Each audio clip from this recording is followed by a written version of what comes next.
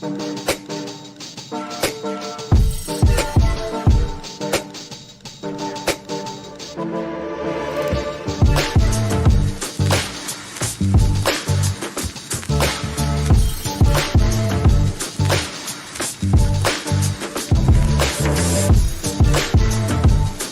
believe that the heart of a man is a treasure trove of untold stories, powerful lessons, and profound wisdom. Through authentic dialogues and insightful discussions, we aim to unlock these treasures, one story at a time.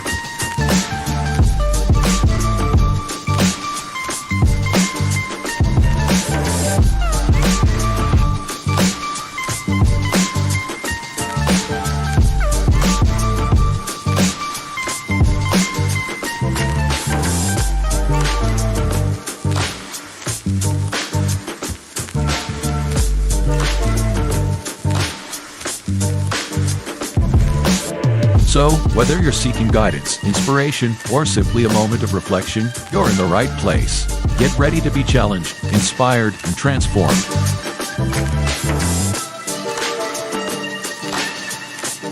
And now, to guide you through this journey of discovery, please welcome your host, a visionary leader and a true catalyst for change, Dwayne Dwyer, but we affectionately know him as the Mindset Coach. Good evening, good evening. I do like to think of myself as a visionary, a leader, and a catalyst to change myself, but I'm not Dr. Dwayne Dwyer. I am Talami Gaddy, which I go by here as the son of Timothy, a name that my brothers and the chat gave me throughout time, but affectionately known as the available man. And I hope everyone has had a great week. I know people are gearing up for their festivities this coming week and what have you.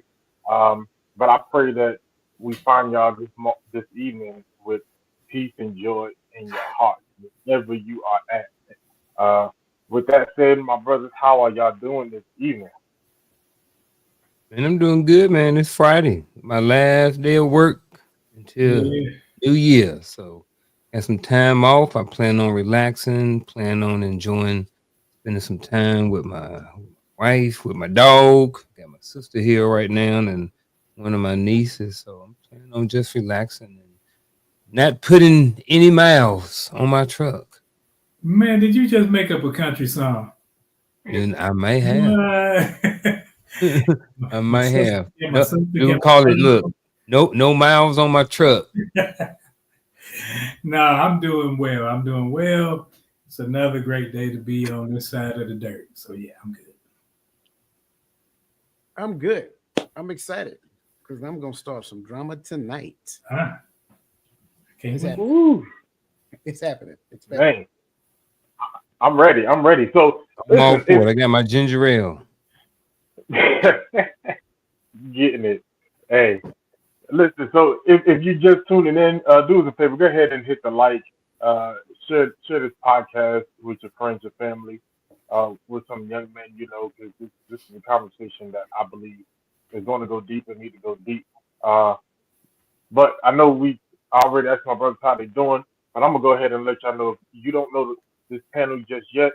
Just tune in. You go find out. Right next to me is my big brother, my best friend, my homie, the poor man's Dr. Phil, also known as Shift Happens. Above him is the Unk with the Funk. And every time I say that, I want to pull out my bass guitar and just bounce, bounce, bounce. I don't know why, but the Uncle Junior with the Uncle Junior Network, the consistency coach, is which we affectionately call him by.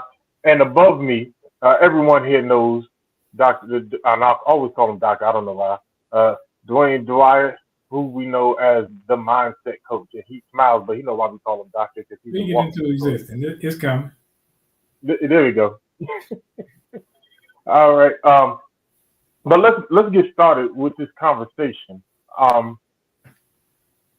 This is a conversation that I believe is paramount for our community as a whole, because there's so many of us who have found ourselves or find ourselves in captivity, and I use that word captivity on purpose, in captivity in some of our relationships, and whether it's professional, whether it's friendship, whether it's a intimacy, but toxicity toxicity is is a real thing. I know. Don't look at me, Roland. It just wouldn't come out.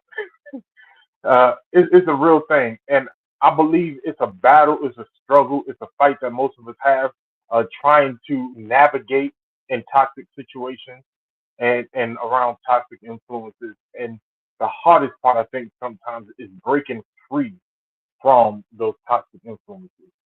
So, in this conversation, I want to start off with the topic of uh, identifying toxicity. Just rock with me. It's gonna be bad all night because it's just not. I can't roll it off. So, my brothers, my first question I have for y'all tonight is, what are some traits of a toxic relationship?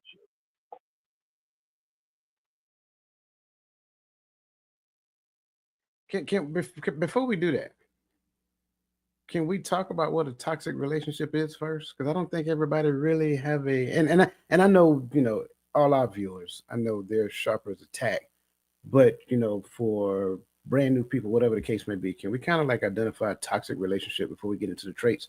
Because I think that might be important. Please, please, yes, sir.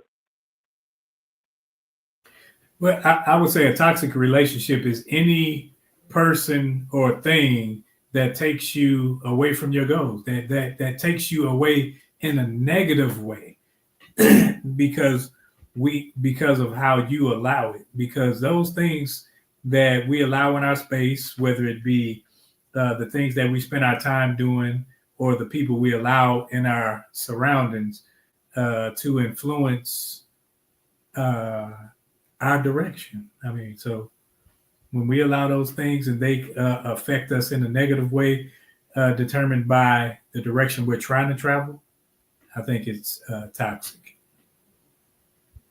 I think one of the ways we can notice a toxic relationship is if you look at there's probably a lot of conflict, right? They're not getting along, just conflict in general, regardless of what's going on. Have you ever seen people and it's like, damn man, like they always arguing, or I mean, they always got something going on, and not just in personal relationships, but all relationships. So I was just I know we're gonna get into it more, and I didn't know if you really wanted me to answer this question or the other one. So I'm answering the first one, kind of sort of what does a toxic relationship look like? And I would just, start with it looks like a lot of conflict.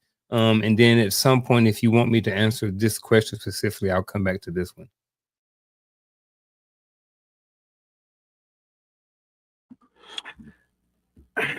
I'm agreeing with Roland with the pulling me away from my purpose thought. But I also don't want to just focus it on purpose, because a lot of people are still, I mean, not purpose, calling, because a lot of people are still trying to find what they're called to do under the umbrella of the purpose. So any involvement that does not allow us to grow to the point of flourishing and thriving, anything that keeps me stagnant, keeps us stagnant, we've gotten into just a rudimentary routine, to me, can be toxic because there is no growth to it. Now, the other side to it is that there could also be a lot of it deteriorates the relationship. So anything that deteriorates from that perspective as well. So again, when you look at a relationship, a connection that you're supposed to have is supposed to grow. So if it's not growing, there's something that's preventing it from growing. And then the other side to it is that it's dying as well. So you look at the both of those in perspective, those to me identify toxic relationships. Now, getting after this particular question, manipulation is one of the traits that you will find in a relationship that can be toxic. Um, the Neither one of the partners actually adding value to the other, in my opinion, can be toxic, because you're not helping to You're not esteeming the other person higher than yourself. You're not uplifting them. You're not edifying them. You're not pouring into them so that they can grow and be the best version of themselves in a relationship, and vice versa. When in the art of communication, you start looking at things such as constant criticism. Constant criticism is another trait that exists in a relationship because it tears it apart. And again, it's a difference between correction and criticism. Let's not conflate the two. Correction is a thing that moves you closer to what you're called to do, and a thing that has the ability to actually make you be better. Criticism is just me telling you what I see. That's all. Like nothing else to it. And it's not just me telling you what I see. It is me telling you what I see to a detriment, and probably tying it to you and tearing you down in the midst of doing so. So that, in my opinion, is what toxic relationship is, and some of the traits that go along with it. I like that you brought up growth, but to add on to what you were saying, because some people think, oh well, if it ain't growing, and then they'll see that their relationship is growing. But Mo grows. Mo is a growth. Assist is a growth. And sometimes we have people and things in our lives that allow us to grow in the negative. So that growth is something that becomes death to us and not life. And anything that grows in the negative or doesn't grow, as Coach said, it falls into that realm. So when we're looking at those things, we got to realize that, yeah, we may be growing, but which direction are we growing? Are we growing to a positive or to a negative? Yeah, I want to add to and answer the question. What are some traits of a toxic relationship? Coach, it said manipulation, so I was like, I had to go with something else, and so I kind of went with lack of effective communication and the behaviors that are displayed due to the lack of communication, right? So what I mean by that is there's a lack of communication between person A and person B in a relationship, and because there's a misunderstanding or because the communication hasn't been properly given to the person and to where it's understood, and now there are certain behaviors that are being displayed which are causing more problems to the situation. Maybe an example could be I walk in and my wife's upset about something, right? She doesn't tell me what's going on, and I'm like, what's going on? And she's like, nothing, ain't nothing wrong, right? So I'm just like, all right, well, I'm gonna go on about my day. Then I'm over here playing the game, and then she walked by, and she like bring me my food or something, and she slammed my plate down, and I'm like, what's wrong? And she like, oh, nothing, ain't nothing wrong. You know what I mean? And then now I'm eating, I'm like, dang, really? Like, what's going on? And she like, well, remember when you said something 2 weeks ago? You know what I mean? So it's because of the lack of communication or lack of effective communication, because whatever was going on couldn't have been said and talked about 2 weeks ago, but you held on to something, and now you are displaying a certain behavior because you didn't effectively communicate what the problem was. We didn't get to a solution about it, and now you got an attitude about something, so that's what I mean by the lack of effective communication, and then the behaviors that go along with that lack of that effective communication. So that's what I want to go, and that's what I think of some of them toxic traits of a relationship. And let me just, if I may, if I can, add to what the consistency coach is saying there. I think another aspect of toxic relationships looks like the ineffective establishment and maintaining of boundaries, right? When we do not have boundaries in relationships, that has a potential to lead to toxicity. That's the word, get it, toxicity. And the other side to it is that when we have those boundaries established, when you know of my boundaries and you intentionally come across my boundaries, I have a responsibility to defend my boundaries, to remind you of what those boundaries look like, however I choose to do it within that scope and that space and time. For you to acknowledge the fact that I reminded you of something I told you about previously and then get upset with me in the midst of reestablishing and reconfirming my boundaries, that by itself can be toxic. every person in the relationship should have boundaries. If they're not established, if they're not identified, and if they're not maintained, that can lead to toxicity. That goes back to the the effective communication piece. That goes back to the external relationships as well, because external relationships, when it comes down to those core relationships, can be toxic as well, especially if it doesn't add to those relationships. So all of that can exist within the space of relationship. Man, I'm loving it. I agree, and I can say the word is just that getting that toxicity is out of there. I got it, man. Anyway, You from New York is I like think speaking Spanish. I think it's the New York in me. It's the way I talk, and I'm trying to combat it. That's all right. But man, I wanted to bring, because you talked about um manipulation, and to me, I feel like that's one of the most common things we see. Uh, and Sister Nodella, she put out a couple of attributes. She said controlling, abusive, verbally and mentally, and or emotionally. All right, and when you look at this, for me, I just see manipulative. I'm trying to control. I'm trying to manipulate your movement. I'm trying to manipulate your behavior. I'm even trying to manipulate your thoughts by the word that we don't like to use, gaslighting. That's just another form of manipulation. Make you feel like you're the reason why I'm treating you so bad, or why I'm doing you the way I'm doing you. So when we talk about mental and emotional abuse, to me, all of that falls under the umbrella of manipulation. Uh, if the relationship, for me, I see a relationship. I tell people, let's throw out this 50-50, and let's go 100-100, because neither one of us, we don't exist in the same plane.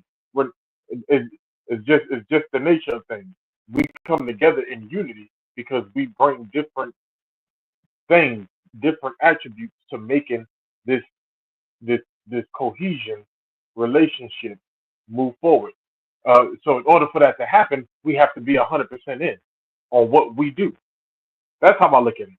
And so it's when it's not about us both putting in effort, and it's about, no, you bring everything and I just sit here and enjoy the fruits of your labor, then that's toxicity. That's toxicity. That is manipulation. I'm gonna fight it. I'm gonna get it. So I do love you. Thank you, Sister Odell. I do love that you brought that up. But that is, to me, that's what manipulation looks like. Any any further thoughts before we move forward? I think we had another comment too. Um, Is that Lisa? yeah. One trait I believe we don't talk about most, and that can cause toxicity in relationship, is being stuck in a state of nostalgia, living in the past. I like that, because again, my current state of being, I am constantly in a space of remembering or reminding you of who you were 10 years ago. Well, life has happened to the both of us. I should not expect you to be the person that you were 10 years ago. I should learn to appreciate the person who you are now, and vice versa. But staying stuck in the past is stagnant, not only stagnant to who we are right now, but detrimental to who we were supposed to be in the future. So I definitely like that statement as well. What if I don't like the new you? Say more, sir. Um, oftentimes, myself included, after divorce, a lot of times we find out that, the person we married and, the person who we were when we got married is no longer the person we are, 14, 15, 19, 20 years down the road. So what happens, in a relationship when that person grows and you no longer like that person anymore? You don't like the person that they've become. You know what I mean? And you're in a relationship, what happens then? Can I compound that question?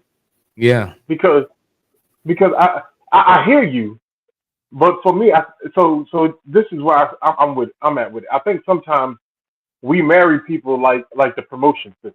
You promote off of what someone can become, right? And I think sometimes half the problem is I don't think we necessarily like the person we started off with. We saw who we thought they can become. Like we tried to make them who we saw them to be instead of actually seeing them for themselves. Could that be a part of the issue? Yeah, I mean, I think all things are possible. I think that that could definitely be a situation. Absolutely. I was just wondering, because if we think about relationships in general, the person I was when I met you guys, 2 or 3 years ago is not the same person I am now. We all have changed. You know what I mean? We all have grown. We all have learned new information. We've all, got, real intimate with each other when it comes to personal things and conversations, over the last few years. And we've learned a lot about each other. We've learned a lot about, different people in the chat, and the people in the chat and the people watching have learned a lot about us. But, how does, so how does it end up whereas people don't like each other? I guess that's another spin on it. How is it that, people end up after divorced after so many years? How much of that is due to the person growing and you not liking the person that they grew into? I think that doesn't happen overnight. It didn't just happen when you found out, oh, I'm this person. That happened over time. And over time, neither one of you did the work of the relationship. So now when you get to a place and you start growing and you looking like them, like this dude is a bum. She's a bum, or however you may phrase it. But now you're looking like, hey, I'm elevating myself. I'm doing the things that I need to do, but that person isn't putting in the work, so, to your perception. So sometimes it could be twofold. Sometimes that person is just who they are, and you're now just finding out. You're just coming to grips with it. Other times it could be that there were two immature people in a relationship and one is finally maturing. So that, or they just grow to a point like, man, we just got together off the physical and we didn't really like each other in the relationship to be where it's going. So we just decide to part ways. So that's not necessarily a one key fits all lock thing. I think that's a multifaceted question with multifaceted answers. Yes, I agree. Because I got some questions. Lots of them. Like, first and foremost, what did you learn about each other before you got into this committed relationship? How long did it take you to get into this committed relationship? At what point did we decide that growth wasn't a joint venture, that it was an individual thing? Like Nick D said, did we not communicate in the midst of doing so? Like, there are so many questions to be answered in relation to this. I think as it pertains to the question without any of the other answers, I think I'm reminded of an old saying, and I think pretty much everybody here probably has heard it. The family that prays together stays together. Well, I have a different spin on that. The family that doesn't grow together grow apart. So if when one person decided to go on a growth path and they did not include the other person, or the other person elected not to be a part of that, or said, well, I'm just going to focus on this right here and I'm going to focus on your thing, and then we'll come back together at the end of the day because my job is more important. I put so much time into this, and blase flip, or whatever that looks like. And then this person say, you know what? I want to be a better version of me. I'm going to study this. I'm going to study this, and I'm going to do this, and I'm going to do all these other great things. Both people are growing, but they're growing in two separate directions, which in essence, they grow apart. So when you look at stuff like that, and when stuff like that begins to happen, in essence, one person has the potential to value the relationship because they're looking at personal growth and development, things of that nature. But then the other person, well, they're focused on their career. And so the career becomes more important. So they're great at work, but then they come home and they might be a terrible partner. I think a lot of times we get into situationships with our own perspective of what it looks like. And the things that we see that manifest in real time become the disappointment that exists when they don't necessarily see their vision of relationship come to fruition. And I think that becomes the separation piece. And then all types of this toxic stuff that we just got finished talking about starts hitting the table. And Seems like and it's that's what wise to pick well. I was saying, can you hear me? Oh, I was saying it seems like it's very wise that you pick well and you do your homework. You know, when you're looking to get into relationships with people, whether that be a romantic relationship or even with your friends and associates and your wolf pack, you know, because if you pick the wrong person, like, and you got one person that's willing to grow and the other person that's not willing to work on themselves, then I mean, eventually you guys are going to grow apart. And you know, it just goes to show how important it is that, you know, we get the right information from wherever so we can make the right decision when it comes to picking people that are going to be part of our lives. I agree, but I also think that can make people think that, hey, I got to choose somebody that's where I am in relationship. Whereas you may have to choose, like, say, if you're good with money and I'm not, we can still be in relationship. But when it comes to money, we have to know which person leads this conversation, which person is leading here so that there can be a benefit. Because if not, I will bring you down and you won't necessarily bring me up. So we can still be in relationship, but on that plane, we have to know, hey, the leader in this area should be you. This is your strong suit. I can't try to lead there. Yeah. and I think that's exactly what I was talking about when I talk about, were we looking at who we thought the person could become, or did we look at who the person was, right? Because I'm a firm believer that the growth that you're going to go into in time, that the Most High has already put part of that identity in you, right? I talk about me all the time. Roland met me what I don't know how many years ago, 5, 6, 7 years ago now, 7 years ago. All right. Yeah. And so 7 years ago, people look at my walk now and they're like, man, how did you come from this to believe in something totally different? How did you come from this to now believing and seeing this? But if you knew me 7 years ago, and Roland met me 7 years ago, so this was even 10, 12 years ago. If you met me years ago, I did not, my walk with the Most High has always been something is not right and we need to fix it. And so when he met me, I was pushing, I was already away from the holidays and all this other stuff because I felt like it was polluting what we called holiness. Right. And but that trait in me to search was who I always was. I just didn't know that it was going to grow to where it's at now, but that identity of that person was there. And so I think when we get into relationships, we're not truly looking at the person for who they are, but for who we want them to become. So when they begin to grow, we're looking at them like, you're not the person that I married. You're not the person.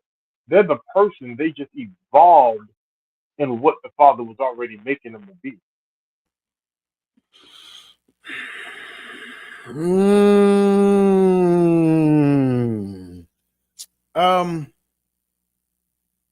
Different perspective. Okay. I don't necessarily agree that I need to marry the person who you are right now. I think I need to be able to, I think it's important that I be able to see the potential of who you can become. If I stay fixed on the person who you are right now, that creates the opportunity for the nostalgia thing that we just got finished talking about, right? The person who you can become based upon getting to know you, conversations that we're having, seeing the things that you're currently doing, so forth and so on, that helps me to understand whether we're on the same path.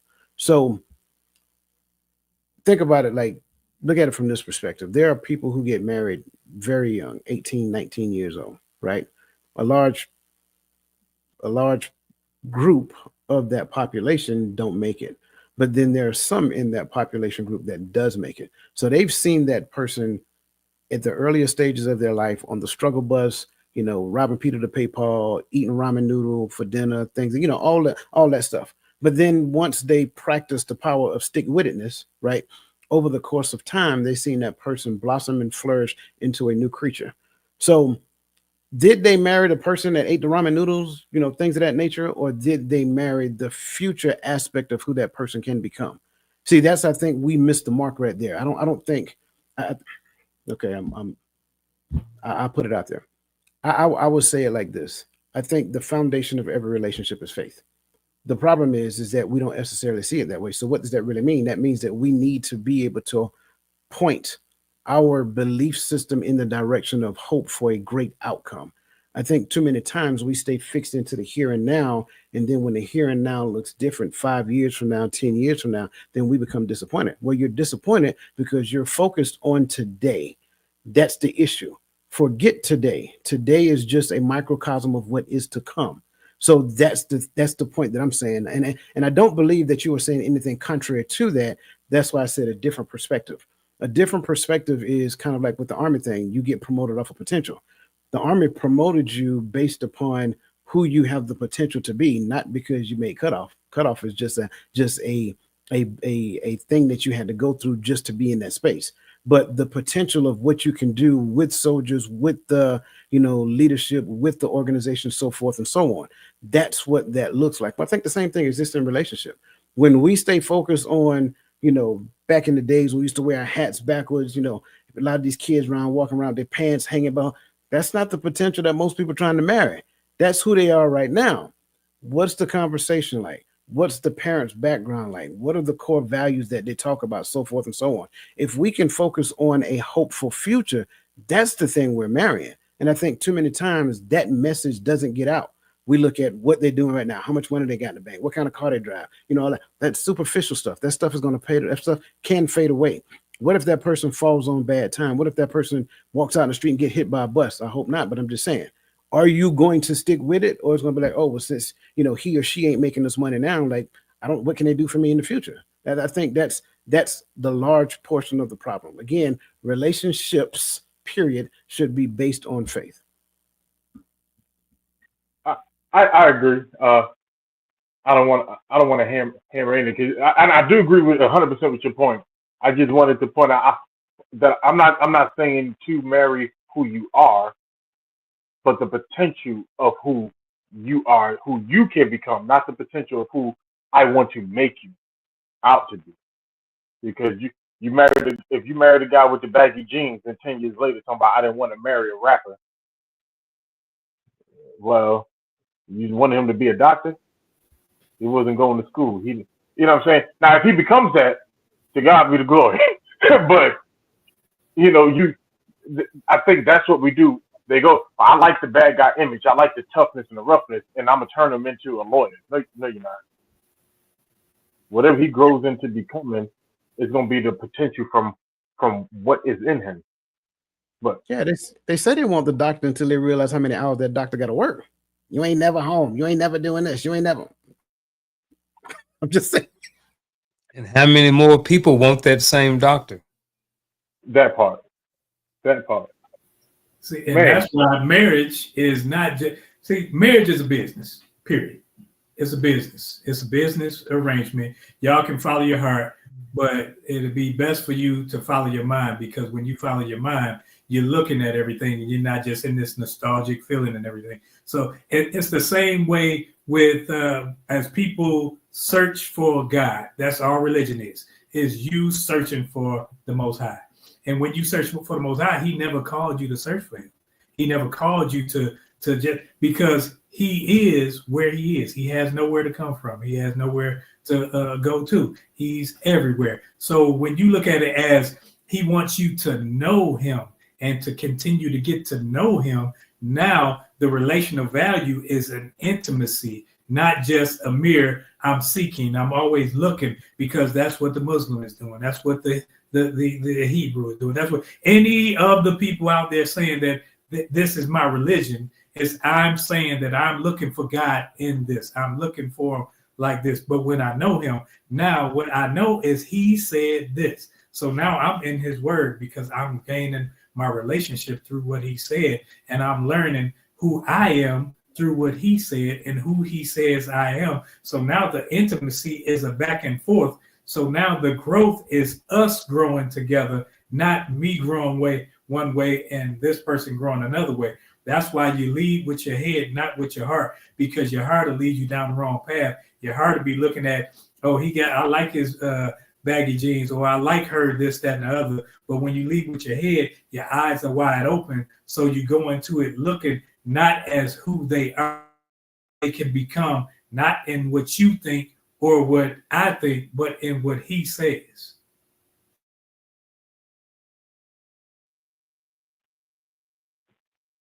Man, I'm loving this conversation already. We already heated. I want to go to question 2. I don't think this one's going to take us too long, but I do believe that is important for those who may not see toxicity in a romantic format. My question is it limited to romantic relationships? And if not, how does that look like outside of the romantic relationship? I'll go first. I do not think that toxicity is limited to romantic relationships at all. I think it can happen in all types of relationships between at least two people, and I'm going to expand it out to be, more than two people. And what I mean by more than two people, I think sometimes how it can manifest or how it can look like is in abusiveness. And what I mean by abusiveness is abusiveness of superiors to subordinates, making people do certain things they shouldn't do, abusing your power, and everything that goes along with that, being in the military for 20 years, you saw it, sometimes, being honest, sometimes it was me. Sometimes I was that toxic leader,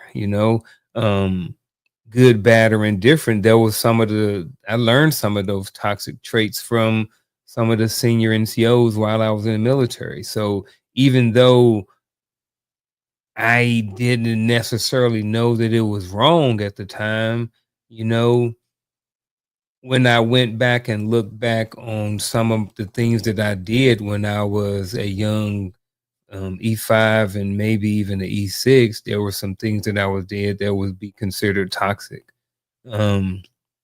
So definitely, when it comes to relationships outside of the romantic ones, when you look at businesses, when you look at companies, when you look at senior subordinate relationships, you can definitely find some toxicity there.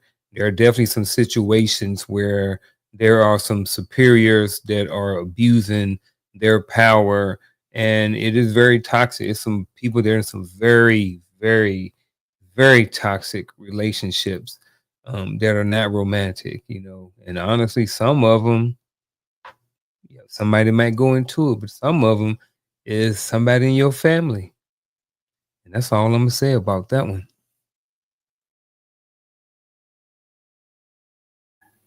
I had to write this one down. I did. I had to write it down so I won't forget. Because is it limited to a romantic relationship? No. Because we have things like, and I'm going to read off what I wrote, like the Passport Bros. We got TV shows, Housewives, Basketball Wives. We got friends that lead you down the wrong path and allow you to do reckless things. We have movies that portray images and likenesses of things that we say we disagree with, but we take part in enjoying it. We got teachers, we got siblings, we got social media. And last but not least, that I'm thinking of right now so I can shut up, is me, myself, and I. Sometimes I am toxic to me because I allow things to happen where it disturbs my peace, where it disturbs my vision, where it disturbs where I said I was trying to go, because I'm up at night looking online and oh, she's shaking it like that. Or this is happening because it's in me and I haven't done the work on myself to get rid of those things. So my toxic behavior is taking over the relationship that I have with myself. And that is where I was going to start.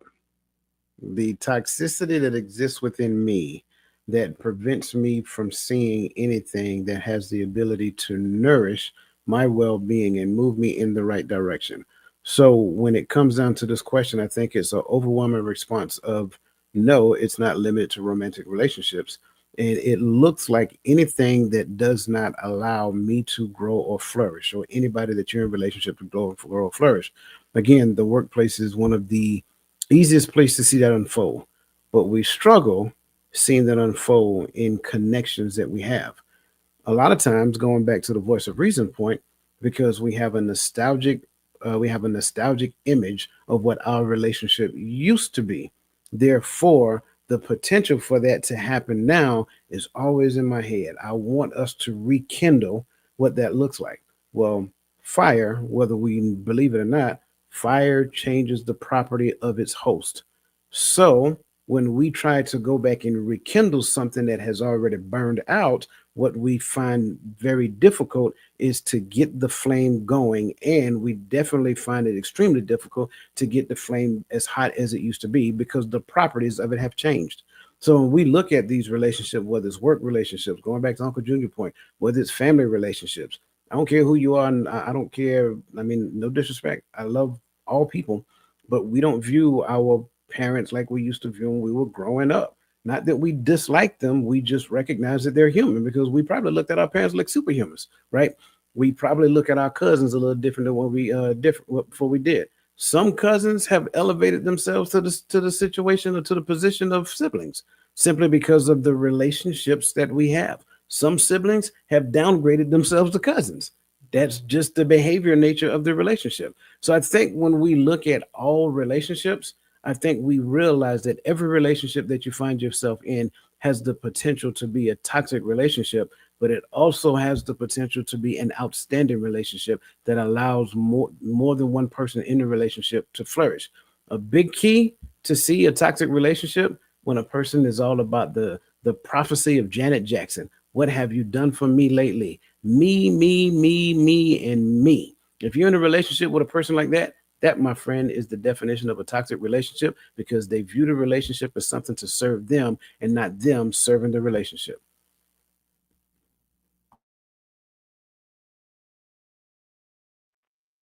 Man, y'all on it. They on it in the chat. I definitely agree with everything. Especially when we talk about those who say that they've experienced like toxicity at its finest in the military. You know, the army almost pushed. I don't know if y'all remember, they almost pushed this whole narrative where they wanted subordinates input, and when it came to rating NCOs at one point because the the AWOL and the unaliving rate was at an all-time high at one point. Of course, they didn't want to blame being in two conflicts at one time, but I digress.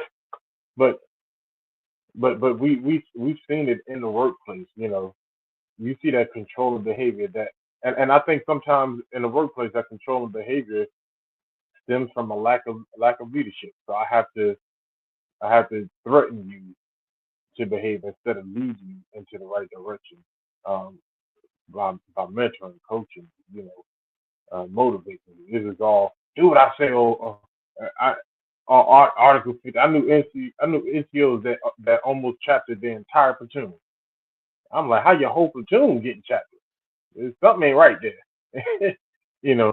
But so I do agree. It's not limited. So while we having this conversation, and I really wanted this question because I wanted people to look throughout their lives because they're th- don't say I'm single so I don't have toxic relationships. It might be some of your friends, it might be some of your family members.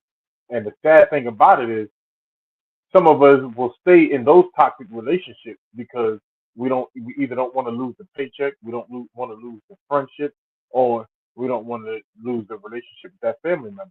but you have to set your boundaries either way. Um, that's why I stand on it. All right. So now that we have the image of toxicity, the characteristics, what it look like, and know that it's not limited to relationships. I want to move forward to what do we do next, um, and and what do we do next is really I want to go from the angle of really preparing ourselves and our audience for the next step, because not everybody's going to admit it and say I'm in a toxic relationship right now, I'm in a toxic situation right now, but how do we begin to move? And that's, to me, that's more important at this moment, to help free us. So the first question I have in this topic is one, can we explain how do we begin to find ourselves caught in these toxic relationships? How do we end up spun up in these webs of toxicity?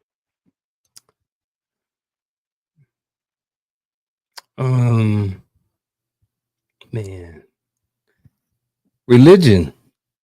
All right. And I know that's a very broad statement, but what I mean by that is there were a lot of people who were with toxic people because the church said that they should be with these people.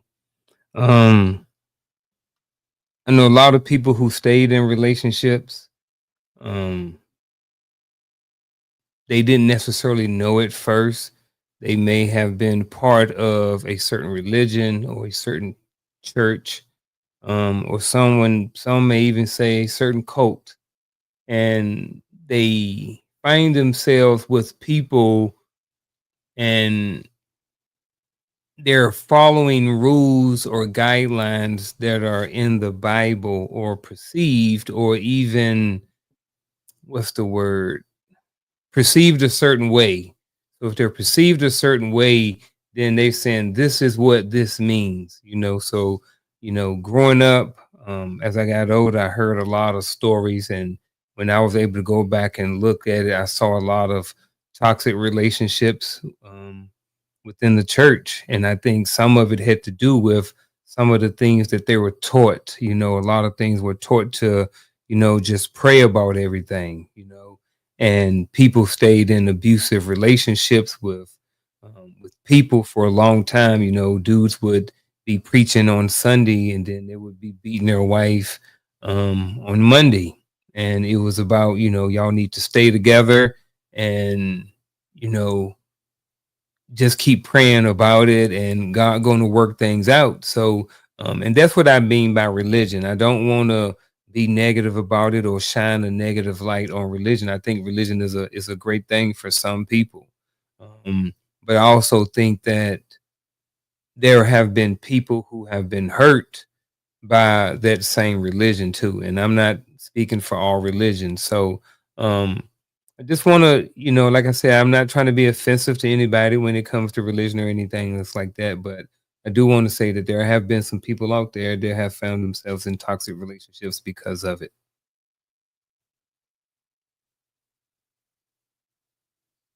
Ouch. Was it that bad?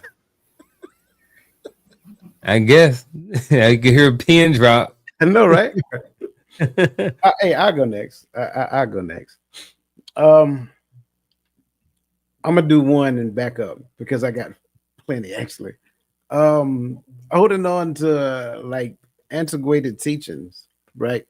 I'm gonna be transparent. Like, I love my parents. But I remember, I think I was when I was young, I was really good at math, right? Still pretty decent at math, but I mean, I was really good at math. And it got to the point, so I'll never forget, my mother told me, say, okay, great, but don't look for me to help you beyond this point, because the stuff that you're working on, I don't know. And I thought that was a very interesting comment that she made. Moving forward, I also found that to be at a later point in time, like, consistent.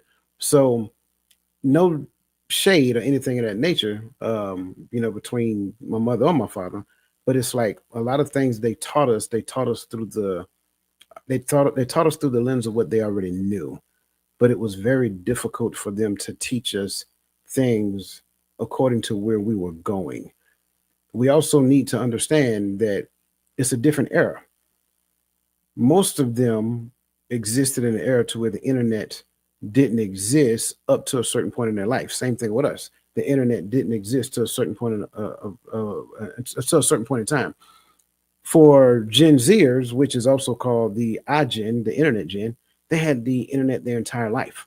So the lessons that my parents, grandparents would have taught would not have benefited them a whole lot unless it was specifically about biblical teachings, character development, so forth and so on. So a lot of the things that we hold on from our upbringings kind of make it difficult, and it keeps us stagnant when we're trying to bring it into our 30s, 40s, 50s, whatever that looks like. So family dynamics, family teachings, so forth and so on, they may have value within the family itself, but moving forward, some of those things get us caught up into toxic relationships because they were different values then.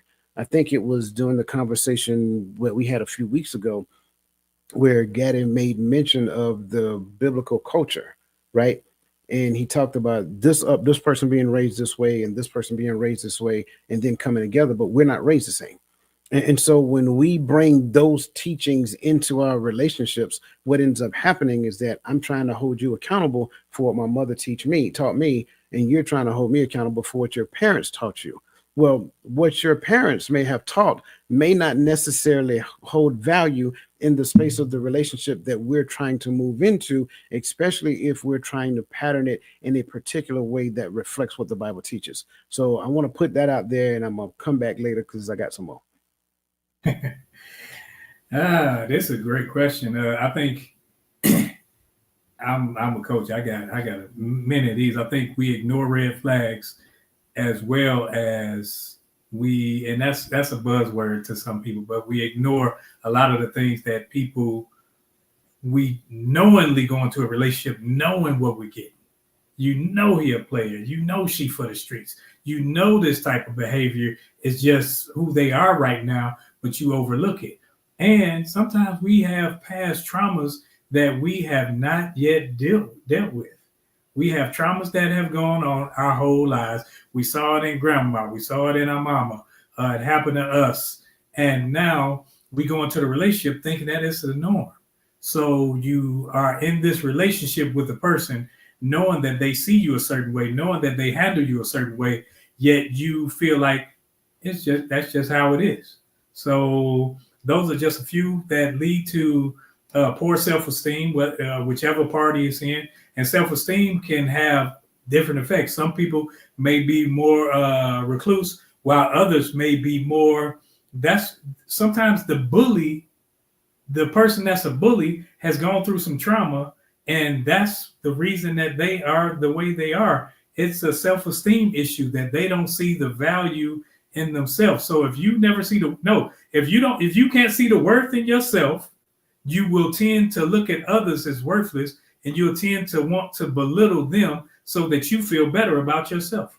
And that's not an all-encompassing thing. That's at times I know people who were bullies, and if you follow them home, you see like, man, this person is a bully because of the behavior that his father has put on him. We saw it on Good Time. When the boy came to spend the night that was beating up on Michael, taking his lunch money, he went home and then they found out, oh, this dude ain't even got no home. He ain't got no lunch money. He don't have these. And those behaviors are reflective to how he treats people. And that's just a couple of examples.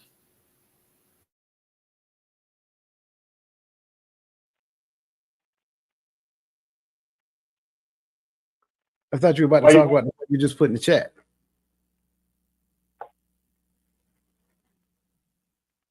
Hey, that Yeah. So that's kind of where I was going to go, but I'm gonna let you go ahead. And go ahead. Yeah, I think sometimes people just don't know that they're in a toxic relationship. You know, you know, I see. I'm around. So I'm before. This is my first year. I'm at the high school now, so I'm a high school school counselor now. So I'm around kids, high school kids all the time, and I see some of the most toxic relationships, and it is ridiculous. You know what I'm saying? I turn on the TV, and I think people are just oblivious, especially when you're really young. You just don't know. I see kids just on the phone all the times. Like dudes are like being late to class and having to go to ISS because like they're walking their girl to class. And I'm just like, bro, like, what are you doing? Like, she's in class on time. You got to spend the whole class in ISS. You missing work. You falling behind. And I'm just like, so it's like, I think sometimes people just don't know. I think early on in my relationship, it was toxic and I didn't know. I just like, this is how it's supposed to be. This is just part of marriage. We're supposed to do this. Couples fight. Couples argue. Couples get mad at each other. Couples, don't talk for 5 days, or don't get me started on that. Couples don't talk for a week or however long. Couples do this, and couples scroll each other's phone and tell each other what they can and can't watch on social media and what they can and can't watch on TV. And I'm just like, well, these are just part of it. It's part of marriage. It's part of evolving, part of learning who we are, and part of getting over things and making up and going through some other things. So I think part of this, sometimes we find ourselves or people find themselves in toxic relationships simply because they just don't know. So I agree. No, I'm sorry. Go ahead, Gaddy.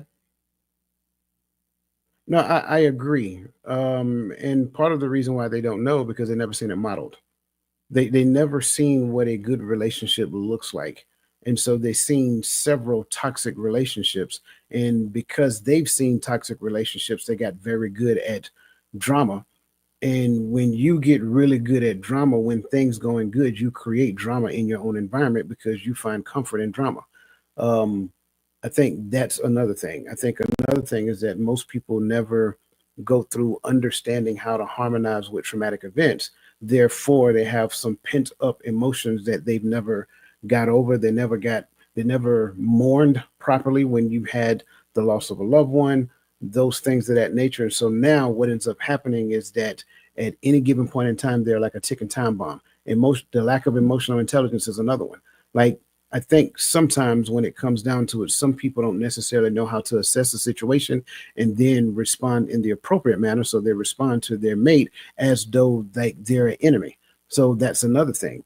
Like, you don't necessarily take the time to learn the person that you're getting in relationship with. Therefore, you never took the opportunity to learn how they handle conflict, how they deal with times to which they don't feel the best, like they're the best version of themselves. So all of those things in conjunction with everything else is a part of the reasons why you find yourself in toxic relationships. Can I throw an alibi? Okay. I've been in relationships with people, and I'm not talking about intimate where me and them together, but I've known people throughout my years where they have had trauma in the past where they were over sexualized or situations happen with them. And then they get older and now they're more promiscuous. Now they're the person who's outgoing when it comes to sexual activities and such. That's male and female. And those type of traumas come because when you lack to see that when you look at your value as being this is what they want me for. This is how she sees me. Like Lisa Keys said, the six pack and the waistline.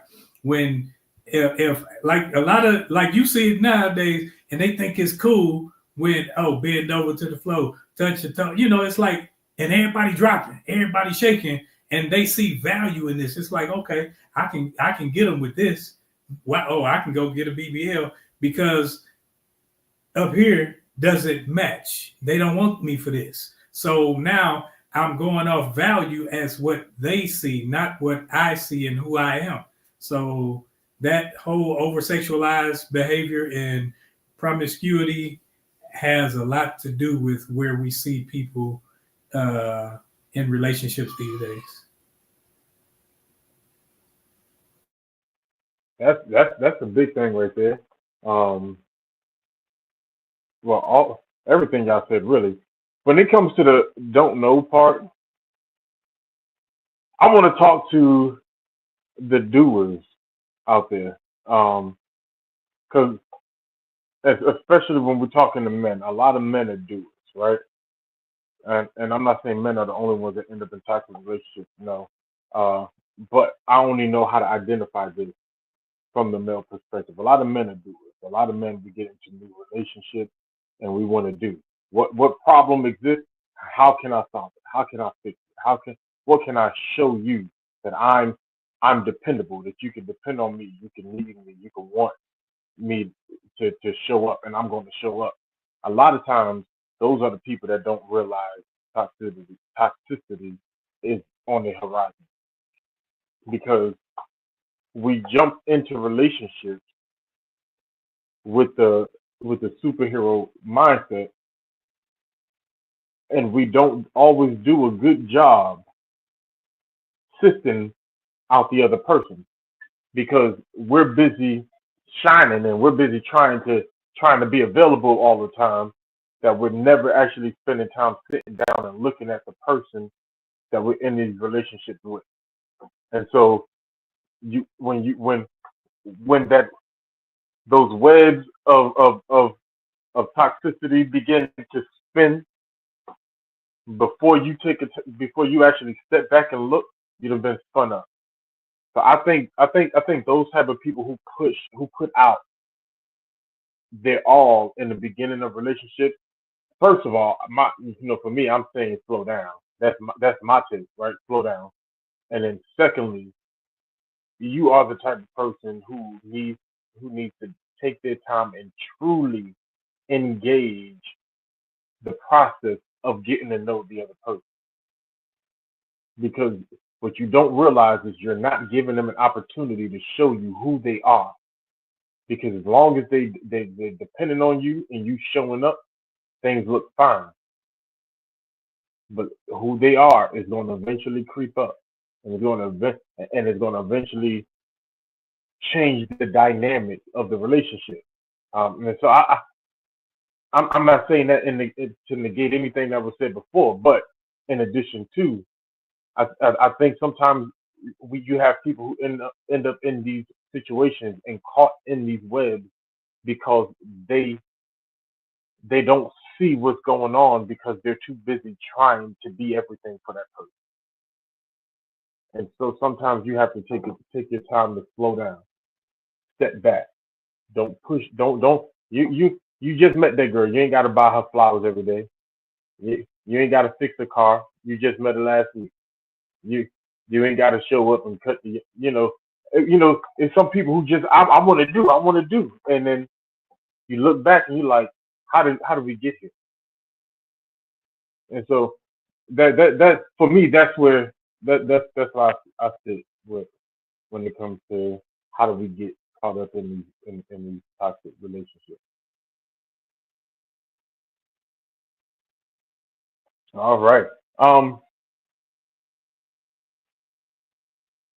We're gonna jump into breaking free, because time is going to get away. Matt, I'm sorry.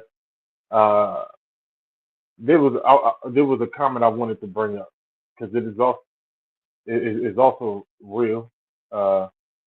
We don't have to hit on it too much, but Lisa Keys brought up a point about the six pack, uh, and I wanted to, you'll see that one, D. But she brought it up, the six pack. I think she said that six pack blind you or something like that. And she's joking, but that's real. I don't know about the six pack, but brothers, we know what ours are, what we looking at, right? And it'll blind you, and you just be happy that you got you a baddie, and not even realize how toxic this person is. So I do appreciate that. I know we got to push forward, but I do want to, man.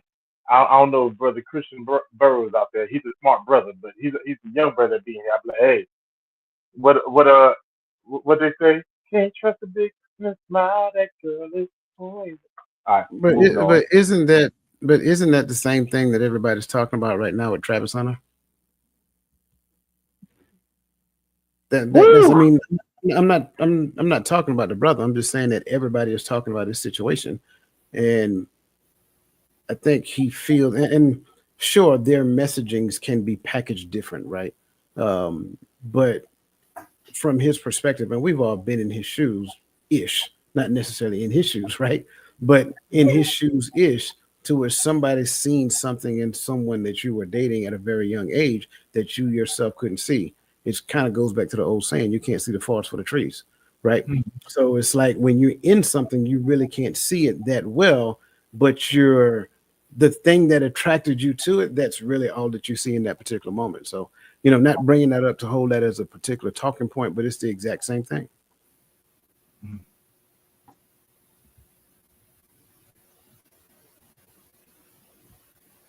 I'm with you on that. I don't know. I don't take sides on that situation because I take sides on it. I'll take sides on it all day long. But I also will say that he is young, and I understand it. That's both of them. That is young behavior. That's how these kids roll nowadays. It's different than what we did, but I chalk everything up right now to young behavior. It happened every generation. It ain't gonna never stop. Athletes and women. It's just part of it. It's young behavior. And when you ain't attracted to me until you find out I'm about to have a payday, the writing on the wall. I told people, if they get married, this is just me, I ain't Nostradamus or nobody like that, but if they get married, 2.5 kids, she out the door. She gonna do a Miss Tiger Woods. Yeah. I'm not disagreeing. Because I don't know. And what I say I don't know is once someone tells me you don't know my significant other like I do, you all right.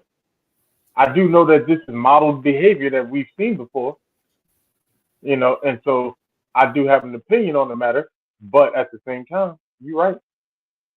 But like you said, I chalk it up to young behavior. So that's where I go. He got to live and learn. Here's the deal. If it freaking works for them, who am I to say? I'm in an age gap relationship. I'm in a different cultural relationship. 10 years in.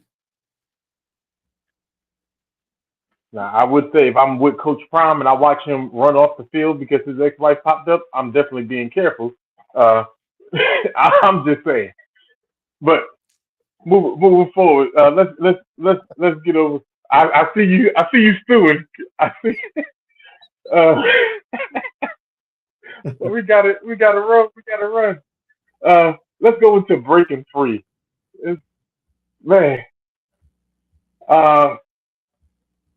Because I do want to get into the part of this conversation where we begin to talk about how to break out, how to get free. And so when we talking about toxic relationships, let's go to question number 5. Man, ain't no numbers on here. Oh, there ain't no numbers on there. Yeah, I'm not bad. You got the numbers. Is that it? Yes. Yes. What are some reasons that people stay in toxic relationships? Because they don't know no better. That's all I got. Because I love her.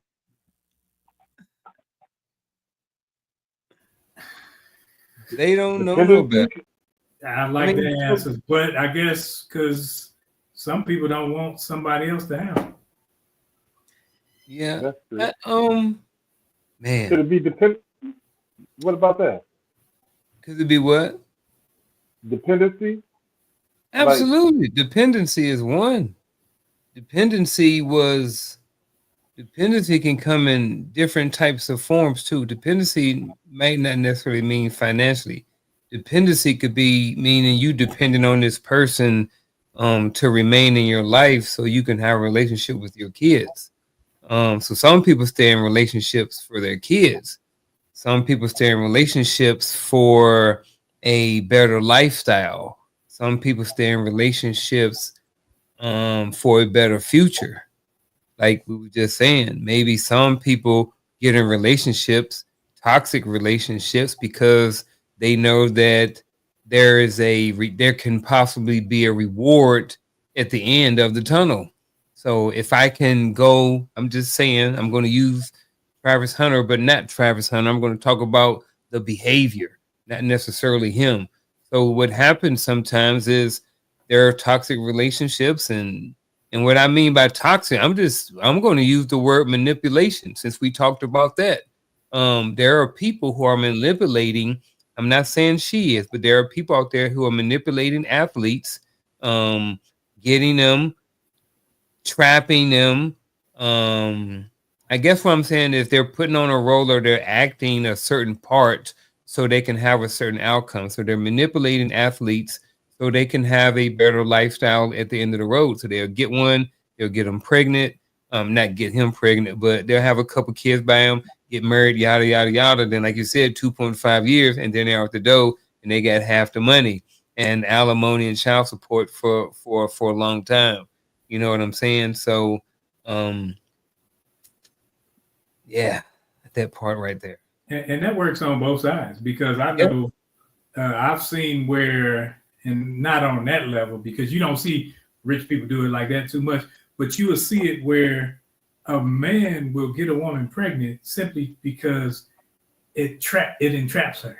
So now, it entraps her. Where I've heard, I know Coach looking, but I've heard dudes say that too. Yeah. Like, girl, you want to have my baby? I'm just like, bro, like you read what you saying? Exactly. Listen to 50 Cent, have a baby by me, be a millionaire. You can't be a $50 baby, R. Kelly. See, half on this, that, and the other, and then you have these children, and you fed her a bunch of lies, and now the situation comes for you to be responsible for what you said, and you out the door. So that's toxic behavior, because all you were looking to do was sow your royal oats, as they said in the movie.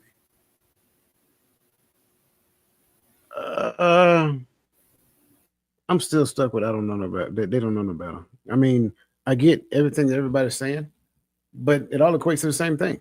They don't know no better. I mean, if you intentionally get a person pregnant, if you were like in the Travis Hunter situation, like all of it is based upon, I really hate to say this, but I'm gonna say it anyway. All of it is based upon ignorance, the lack of knowing anything better than doing so. But again, I go back to the notion of seeing toxic relationships as a norm. And when you see toxic relationship as a norm, it's like, yeah, we argue, we fuss, and we fight, but we come back together eventually. Okay. Like, I think all of these things, matter, especially the seeing toxicity as a norm. There could be a side of it to where they don't want to lose them. I get that part.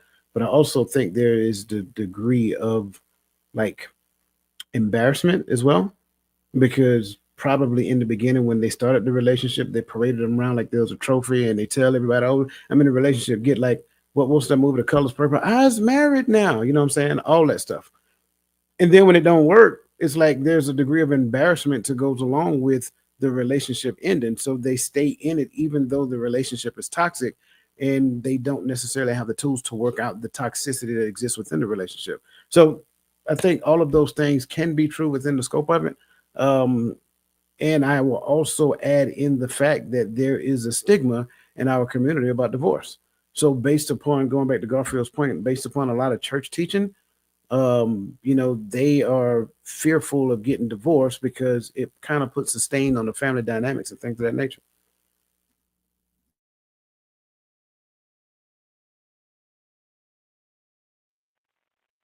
Man, Yeah, so I agree. I agree with everything everyone has said. Um, but for me, I don't know. I think the dependency is where I hang my hat. And I think it, like you said, it all do stem on they don't know no better. But I've seen it too many times. Like it's people I'm like, I know you know that this relationship is toxic. I You got to know that this is abuse because we see his fist touch your eye and like that. That's not abuse to you.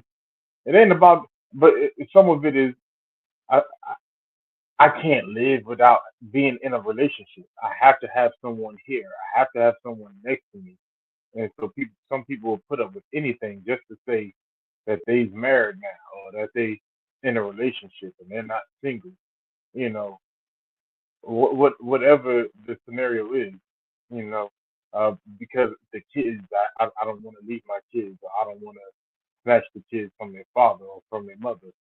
You know, we have a lot of scenarios of what dependency looks like. Uh, is it toxic to say to stay in a relationship so that you don't lose half of your assets? I know a lot of men that do that. that we there's a mantra out there for that for men at least. We say it's cheaper to keep them. And it's easy for people without stuff to talk about this, but and that's one of those things where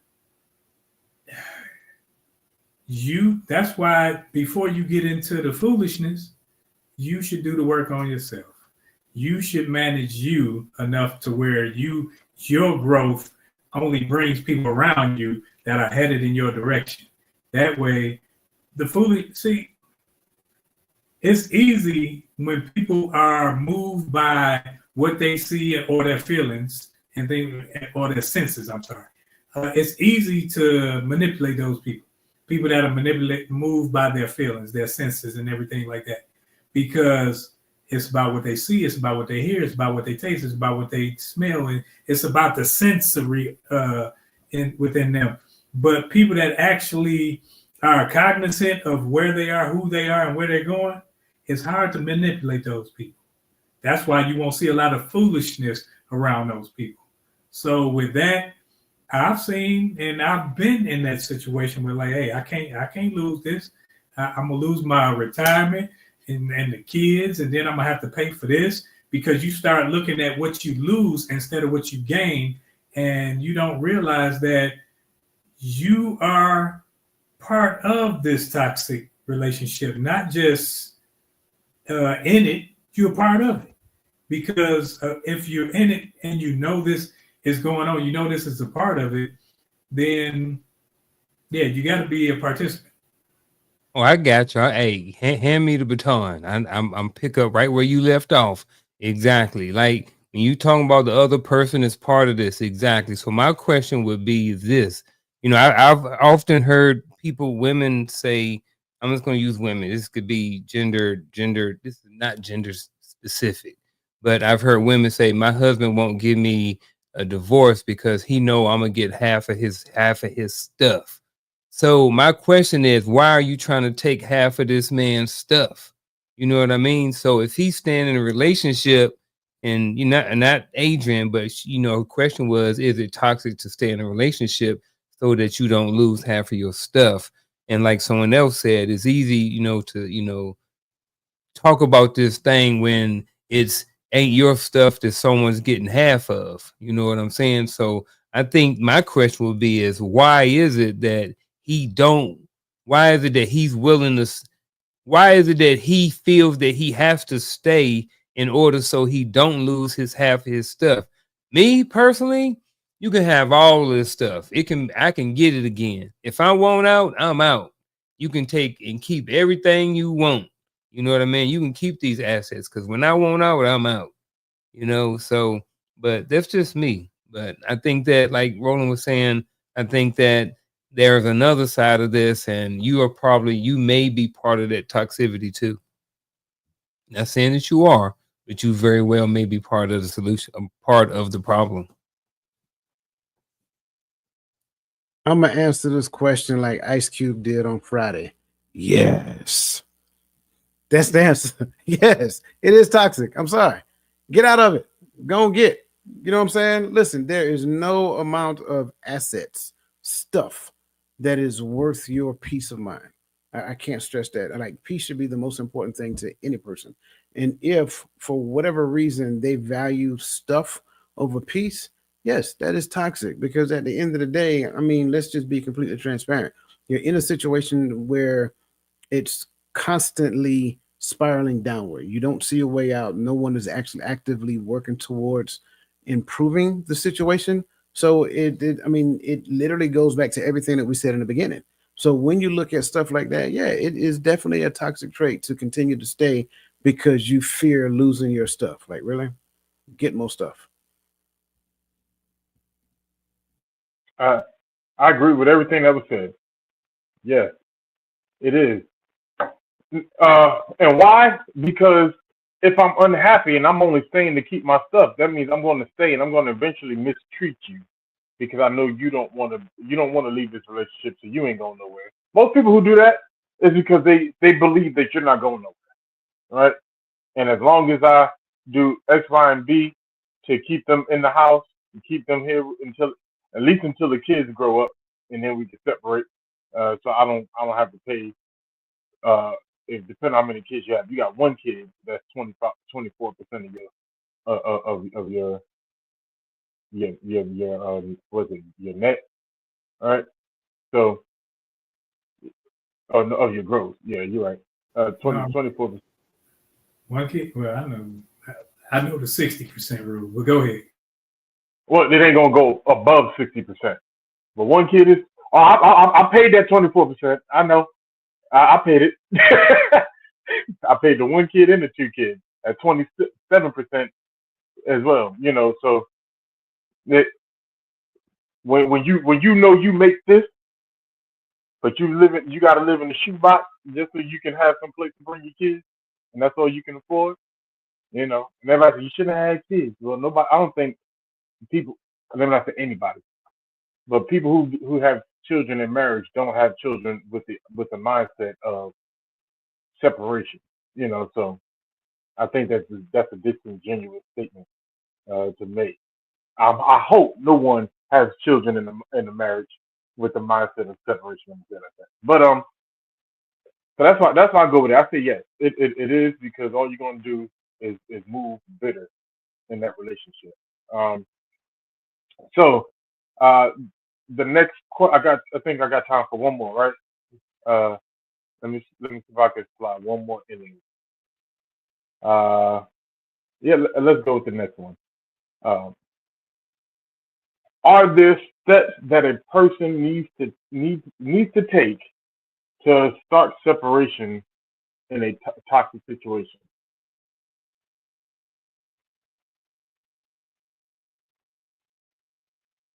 Or you could say that it's as Yep. simple as just get out. No.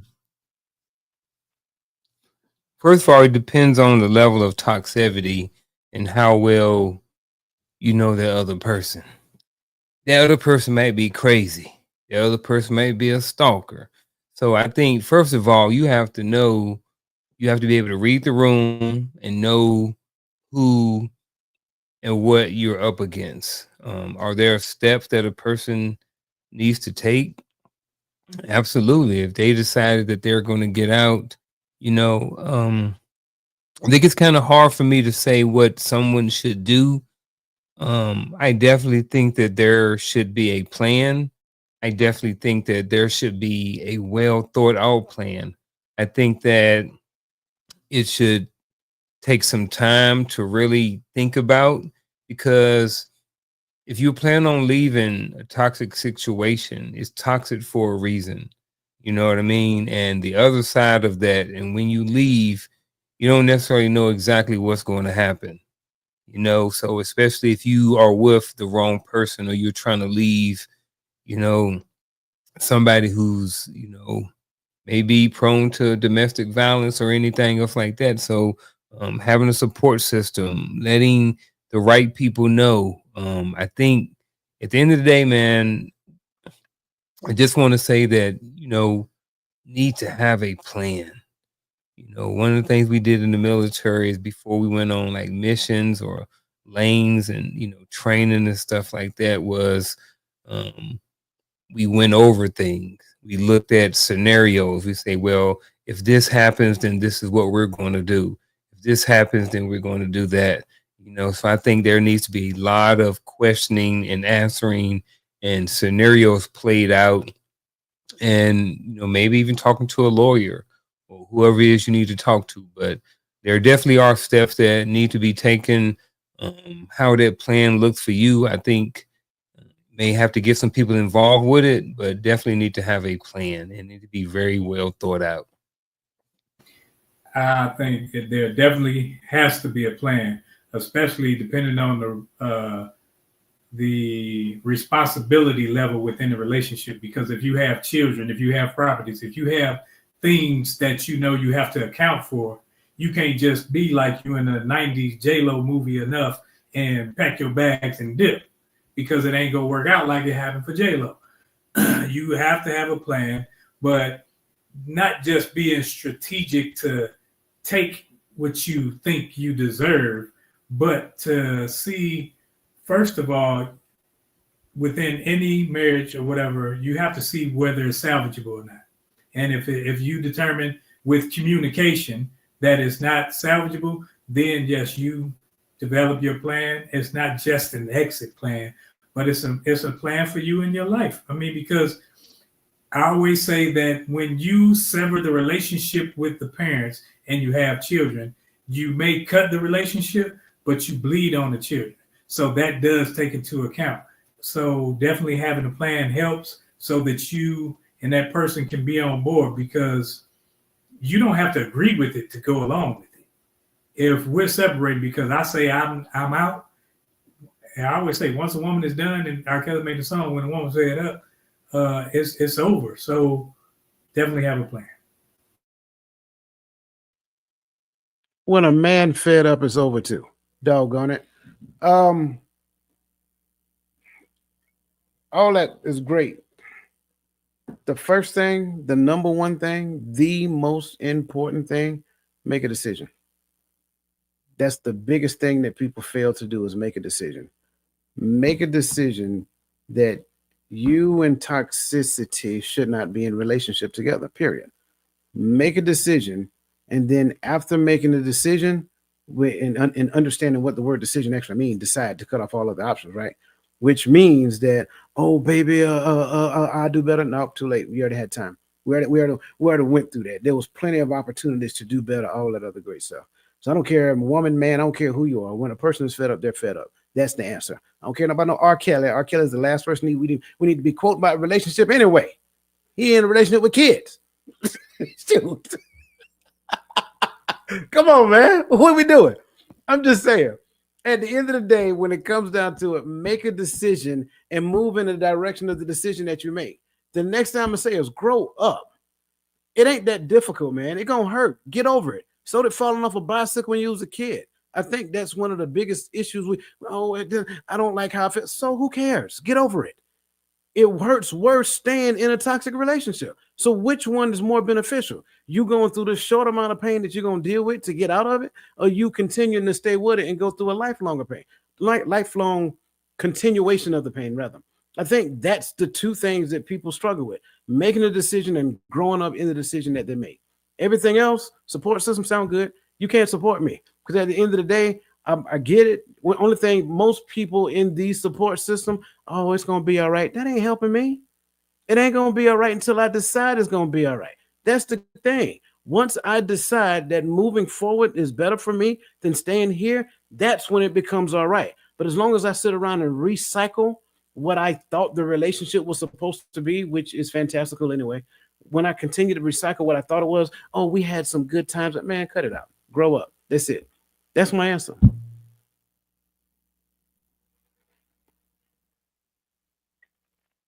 Grow up. I love that one. It just is what it is. You have, and I don't want to say you have to know when it's over. When it's toxic, it's over. Like, I'm a pull the plug type person, but you know, I'm also I think I tell people one of my biggest downfalls in relationships have been, you know, I'm a hopeless romantic, I like to say. So sometimes I always feel like there's a way. You know, sometimes you can love a person through growth, but it's just toxic. There's no growth. They're telling you they don't want growth. They want compliance. They manipulate their emotions or they manipulate their behaviors or they manipulate your children, whatever they need to do to get you to move how they want you to move because they don't want growth, they want compliance. And that's it. That's how a lot of relationships get toxic. One party wants total compliance over the other. And so at that point you just got to know that there's no growth coming. Is nothing but a spiral and depression, head and neck. So, and the words of what's his name, Jordan Peele, get out. Because we're quoting people, get out, and it is suck. You might lose access. You might pay some child support, but you'll make it. It'll be tough. It'll be rough, but we'll make it. That's all. That's really all I can say. Other than that, this is our absolutely. This is our bittersweet moment. As Coach likes to say, it's time for our final thought. And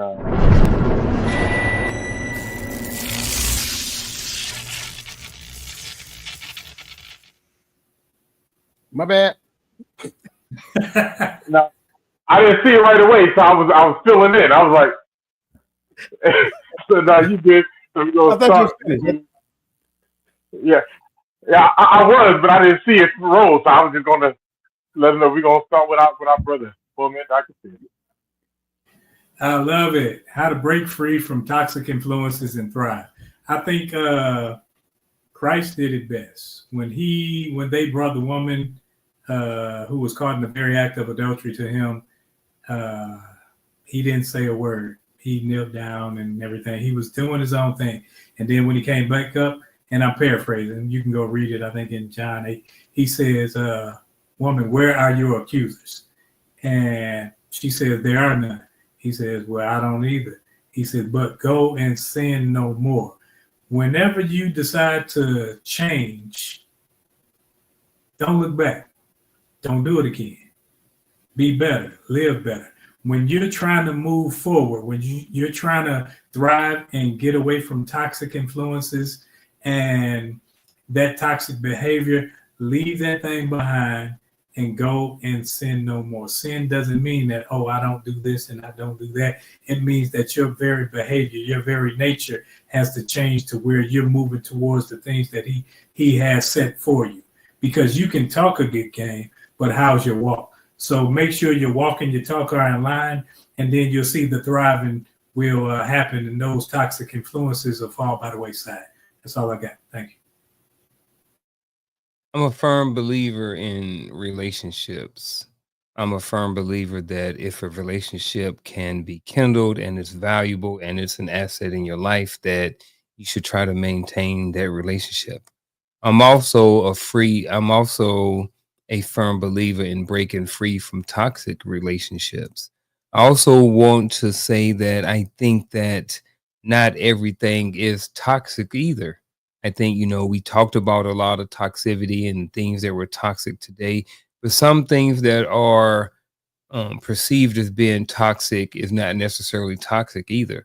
Structure, discipline, having goals, different things like that, aspirations are not toxic, So I think that sometimes in relationships, people would look at people in a relationship and say that maybe that they're controlling or that they're toxic, when in reality they just want a lot more structure and a lot more discipline in their life. So to kind of wrap up, my final thought is that look at your situation. If you are in a relationship, or you may know someone who is in a relationship, look and see if that relationship is somewhat toxic. And if you have a friend out there who's in a toxic relationship, maybe have a conversation with them, maybe see about trying to get that person some help, because there are a lot of people out there who are in toxic relationships and may not even know it, may not see the life that's been sucked out of their lives. And sometimes, sharing a podcast with them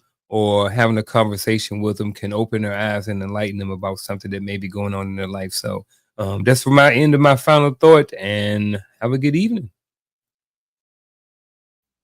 I believe wholeheartedly that relationships is good ground for growth. And at the end of the day, I think both parties in the relationship have the opportunity to grow. I think whenever a relationship does not afford that to happen, then it is probably largely due to the fact that either, like we talked about previously, they don't know, or they have a conditioning that states that toxicity is the norm. That all of this can become problematic. Then, when you start factoring in conflict resolution and all of these things can stifle the relationship itself. And eventually, the continuation of people existing in an environment to where it's a lot of back and forth, arguing, fussing, fighting, whatever the case may be, they don't necessarily have a joint goal for the relationship. Then what you will find is that ultimately they're going to start growing apart, and that's how you get third parties being introduced into the relationship. A lot of times people tend to put certain aspects on thing and say, this is the worst thing that can actually happen to me as it pertains to relationship. But in all actuality, that becomes a result of what is happening in the relationship. Not 100% of the times, but a lot of times it is. So I think every person that is either in a relationship or aspiring to be in a relationship, they need to take a long, hard look in the mirror and ask themselves a few short questions.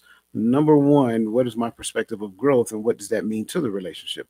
Number two, how can we do this together, or am I open to growing with, in conjunction with another person? And number three, am I seeking to add value or am I looking to be valued? That's the thing. When you start getting answers to these particular questions, then that can reveal to you where you are in the space of relationships. A great thing to do for you to do is look at your external relationships, your friends and things of that nature, right? Do those relationships, like, how do you fare in those relationships? I don't really believe that a person who struggle in the space of relationships, whether we're talking friends or whatever, can actually thrive in the space of intimate relationships, especially when you don't have any evidence to where you've are thriving in any other relationships. Now, I'm not saying that every relationship has to thrive. I don't think that's a good comparison, but at least you got to have a good relationship in your life. That should be evidence of how you show up in relationship. Do the work on self. That is key. If you have never done any personal work on self, then how do you think you're going to fare in an environment that mandates growth? That's the other thing I want to add to it. So again, I can go on and on and on about this particular conversation, but at the end of the day, I do believe that relationship is the foundation for growth when it comes down to two people trying to come together as one. I don't think it gets any clearer than what my brothers have already laid out. Um, but I would say relationship is something that we must continue to work at, um, and grow at every day. Even in the toxic relationship, you should be able to look back and see where your strengths were, where your weaknesses were, where you can get better at, right? Uh, and and not just focus on how the other person did you wrong. And so that this way, when we move forward, you left that situation better. Uh, but we have to do the work early, in the beginning, before we get committed. We have to know if this thing is something that I can nurture, that we can nurture, and that we can grow in, or is it something that is going to drain me and give nothing back to me, right? And we have to know that that's a real thing. There are some people who are so fixated on putting into a relationship that they don't understand that something is supposed to come out as well as go in. All right. So if I'm putting in and nothing is coming back out, then I'm actually putting into a bank that's stealing my money. All right. If you're investing and there's never an increase, maybe you're investing into the wrong into the wrong thing. And so we have to move and put our resources, our feelings into something better, into something else, and grow from that. All right, because you are important, and in order for you to put the relationship first, you have to be continuously being fed as well. But that's all I got for this evening. I just want to thank everybody. I want to thank the panel, man. Y'all be making me sound like I got some good questions, because y'all brothers be on it. Felt like I did my homework, right? Yeah, they all pointing at each other because they all know that. Hey, whoever is pointing their finger, you got the juice. Never But I appreciate y'all. I appreciate the chat. We have the livest chat on YouTube, man. I'm telling you, it don't matter. We got 6,000 or we got 3 in there. It's always lit, and so we thank you and we love y'all, and we appreciate y'all support. So listen, right here beneath me, you can see all of what we have going on here in this community. Please tap in. If you are new to this community, go ahead and do us a favor. Subscribe to the channel. At the end of the day, it does not cost you anything to subscribe. Just click the subscribe button, tap in, go to totalmindsetship.com, and everything you see down here, all right, our Friday podcast, you see our third Saturday podcast.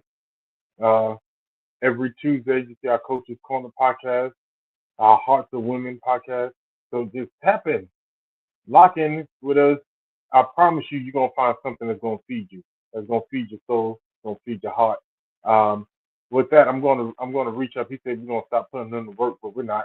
So just, Coach, is there anything that I missed? Yeah. So tomorrow morning, 10:30 a.m., the Hearts of Women. So make sure that we come out and support them. As always, I look forward to those conversations. I think it's going to be good. So make sure that we support them as well. Also, I want to thank everybody who participated in the goal. We didn't reach our goal, but that's okay. I still want to make sure that I do something special for you guys. So be on the lookout for that as well. Sunday, don't forget TikTok live at 11:30 a.m. Eastern Standard Time. It'd be lit. I love it. We have great conversations. I think this week is who? Me? Thank you. Oh, it's my week? Yeah. It's on you. Oh, okay. Yeah, it is right. Yeah, that's right. I forgot. Look, man, I'll be all over the place. So yeah, make sure that we come out and support. I think it's going to be good because just like you guys heard us last night on the Power Shut Up, we're going to talk a little bit about the habit loop as it pertains to the Bible. And don't forget 2 p.m. On Sundays Bible study as well. Tuesday afternoons, Coach's Corner. That's going to be the second part of the habit loop, so you don't want to miss that one because y'all got some homework, and we're looking for y'all to do. You come bring your homework to the show because we want to get some of that great feedback that you guys always have. Greatly appreciate that. And then next Saturday again is reframing the image of relationships. So that is all I got, Brother Gaddy, unless you got something else you want to put out. No, it's just no alibis. As we say, Poor man, you got anything? Unc? Hey, you know what they used to say, if all hearts and minds are clear. We want to thank y'all for tuning in for a great show. And listen, to stay available for those you love and for yourself. All right. Other than that, be blessed.